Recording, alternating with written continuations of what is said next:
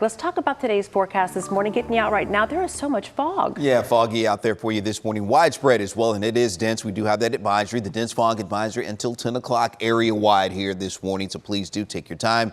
As we've been telling you here this morning, that visibility trying to improve a little bit, but we're still going to be under a mile in many locations here for the next couple of hours. Heading out to Corsicana, half-mile visibility there for you. Back up to 1.5 miles getting out to Greenville. It has improved some. Getting over to Dallas and Fort Worth, you see 2 miles in Dallas. 3 miles we're back up to heading over to Fort Worth. But yes, that fog will be with us, and the chilly temperatures at least for a little while longer as well heading out the door this morning. 49 degrees looking from our WFA studio, 17 degrees cooler compared to where we were yesterday. So look at the chillier air that has moved in.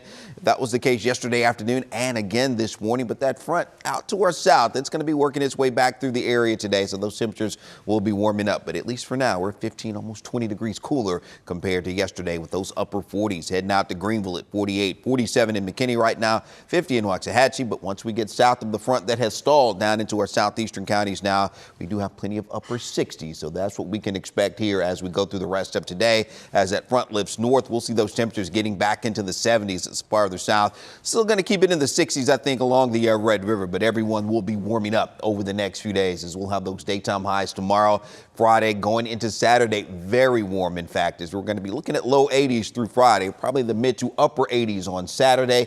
So we could be looking at a record high perhaps as we start off the weekend. It's going to be close to that, I think, for tomorrow. And then look at that. The front moves in Saturday night. So check out those temperatures. They will take a big dip as we get into Saturday, and also some rain chances, or Sunday, I should say, and also some rain chances back in the forecast as we head into the early part of next week. That's going to be Sunday night going into Monday. Widespread showers and maybe even an isolated thunderstorms Monday.